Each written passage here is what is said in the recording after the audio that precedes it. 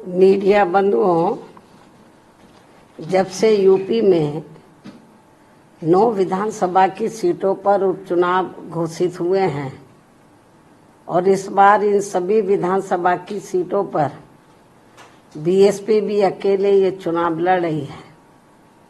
तो तब से बीजेपी व सपा गठबंधन की नींद उड़ी हुई है। जब से उन्हें मालूम पड़ा कि बीएसपी भी 9 विधानसभा की सीटों पर बाई इलेक्शन लड़ रही है, तो तब से बीजेपी व सपा गठबंधन की नींद उड़ी हुई है, क्योंकि बीएसपी ने यहाँ काफी समय से एक आदि उपचुनाव को छोड़कर अधिकांश उपचुनाव नहीं लड़े हैं। तब से खासकर ये दोनों पार्टियां यानी कि बीजेपी व सपा तथा इनका गठबंधन अभी तक इन चुनावों में जो भी बाई इलेक्शन हो रहे थे, तो अभी तक इन चुनावों में अंदर अंदर आपस में मिल बांट कर ये चुनाव लड़ते रहे। लेकिन इस बार हो रहे उपचुनाव में जब बीएसपी भी मैदान में डटी हुई है, तो अब इन दोनों पार्टियों में इनके गठबंधन की काफी परेशानियां बढ़ गई हैं।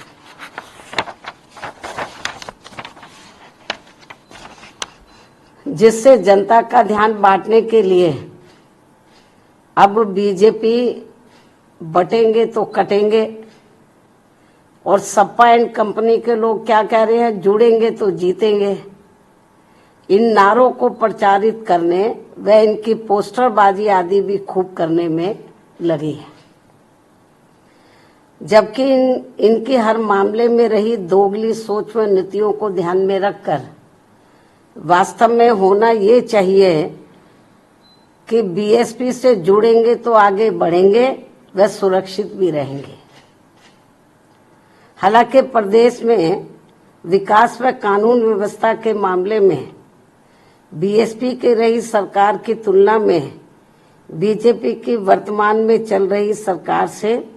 व इसके पूर्व में सपा के रहे शासनकाल से भी जनता को ये जरूर सोचना चाहिए कि इन तीनों में से केवल बीएसपी का ही शासनकाल काफी बेहतरीन रहा है। ऐसे में इनको ये हवाई नारों, ऐसे में इनको प्रदेश की जनता को इनके ये हवाई नारों व पोस्टरबाजी आदि के चक्कर में बिल्कुल भी नहीं पड़ना चाहिए। इसलिए अपनी कमियों की वजह से ही अब बीजेपी के लोग ये नारा लगाकर उपचुनाव में वोट मांग रहे हैं कि बटेंगे तो कटेंगे, ये नारा लगाकर वोट मांग रहे हैं, तथा वही सपा के लोग भी ये नारा लगाकर वोट मांग रहे हैं कि जुड़ेंगे तो जीतेंगे। जबकि इनकी आड़ में ये दोनों पार्टियां यहाँ के लोगों को केवल गुमराह कर रही है। इन नारों की आड़ में तो ये दोनों पार्टियां और इनके गठबंधन यहाँ के लोगों को केवल गुमराह कर रहे हैं, जिनसे इन सीटों के वोटरों को, मतदाताओं को सावधान रहना बहुत जरूरी है।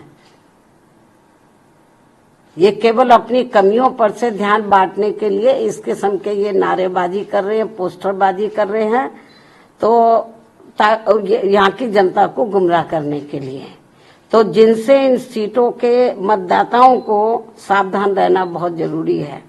इतना ही नहीं, बल्कि सपा की रही सरकार में तो यहाँ अधिकारी लोग नहीं,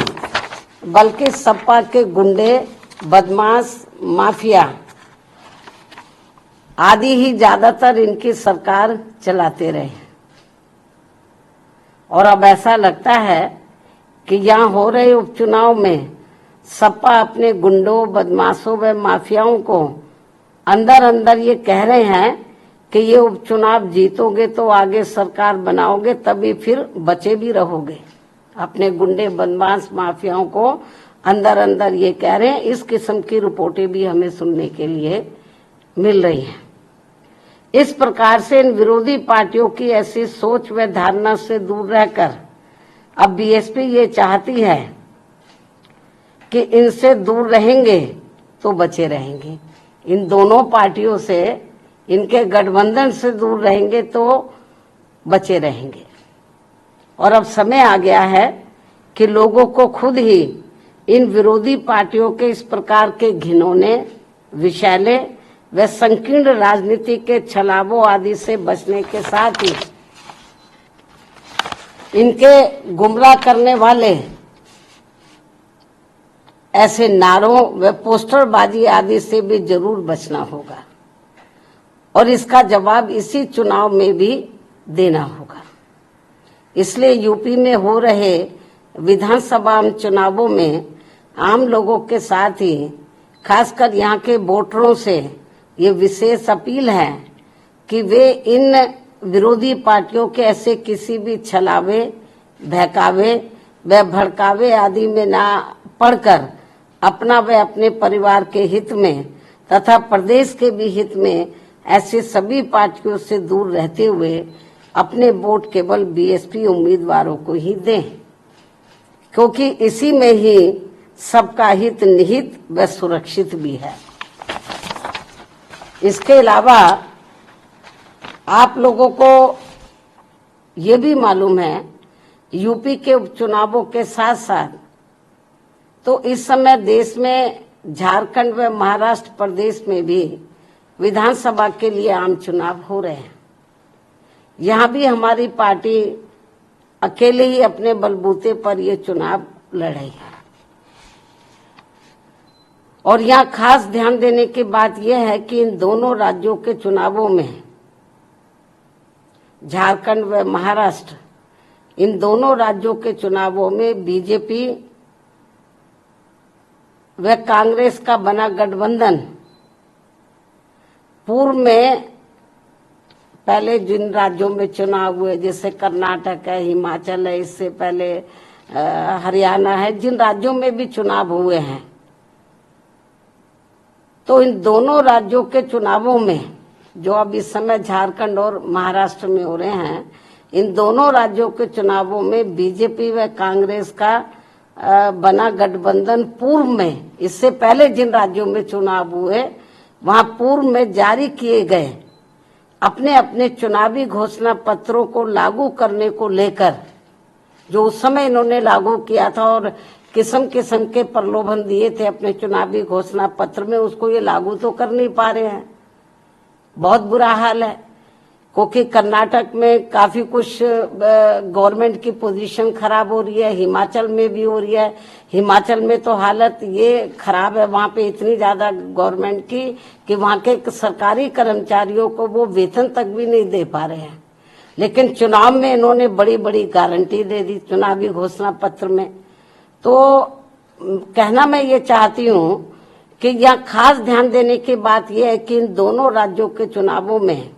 यानी कि झारखंड और महाराष्ट्र में जो इस समय चुनाव हो रहा है, इन दोनों राज्यों के चुनावों में बीजेपी व कांग्रेस का बना गठबंधन तो पूर्व में जारी किए गए, इससे पूर्व में जिन राज्यों में चुनाव हुए वहां जारी किए गए अपने अपने चुनावी घोषणा पत्रों को लागू करने को लेकर इस समय अभी नया चुनावी घोषणा पत्र जारी नहीं किया है। इससे पहले जिन राज्यों में चुनाव हुए वहां इन्होंने चुनावी घोषणा पत्र जो जारी किए, तो पूर्व में जारी किए गए अपने अपने चुनावी घोषणा पत्र को लागू करने को लेकर एक दूसरे पर काफी आरोप व प्रत्यारोप लगा रहे हैं। जबकि इस मामले में ये सभी पार्टियां एक ही थाली के चट्टे बट्टे हैं, जिनके बहकावे में इस बार यहाँ की जनता को कतई भी नहीं आना है। और अब तो इस मामले में कर्नाटक की कांग्रेसी सरकार के खुद ही इस पार्टी के राष्ट्रीय अध्यक्ष इस मामले की पोल भी खोल रहे हैं। और इस मामले में ऐसे सभी पार्टियों पर अब जनता को कतई भी विश्वास नहीं करना है। इतना ही नहीं, बल्कि पूरे देश में हर क्षेत्र में महिलाओं का उत्पीड़न होना अभी तक भी बंद नहीं हो पा रहा है। और इस मामले में अभी हाल ही में महाराष्ट्र में अरविंद सावंत द्वारा जिस प्रकार से वहां एक महिला के लिए अभद्र भाषा का इस्तेमाल किया गया है, उसे सरकार को हल्के में न लेकर, ये बहुत ही शर्मनाक है, अमानवीय है, निंदनीय है। जो उन्होंने अभद्र भाषा का इस्तेमाल किया है तो उसे सरकार को, वहां के सरकार को हल्के में न लेकर बल्कि अति गंभीरता से लेते हुए उसके विरुद्ध सख्त कानूनी कार्रवाई करनी चाहिए, जो ये बहुत जरूरी है। और ये ऐसा नहीं हुआ तो और लोगों के भी फिर मनोबल बढ़ जाएगा कि और भी बोलते जाओ और महिलाओं के बारे में, जो ये ठीक नहीं है। इन्हीं कुछ जरूरी बातों के साथ ही अब मैं अपनी पार्टी के लोगों से यूपी में 9 विधानसभा की सीटों पर हो रहे उपचुनाव के साथ साथ झारखंड व महाराष्ट्र स्टेट में भी विधानसभा के लिए हो रहे आम चुनाव में अपनी पार्टी के उम्मीदवारों को जिताने की भी पुरजोर अपील करती हूं। धन्यवाद।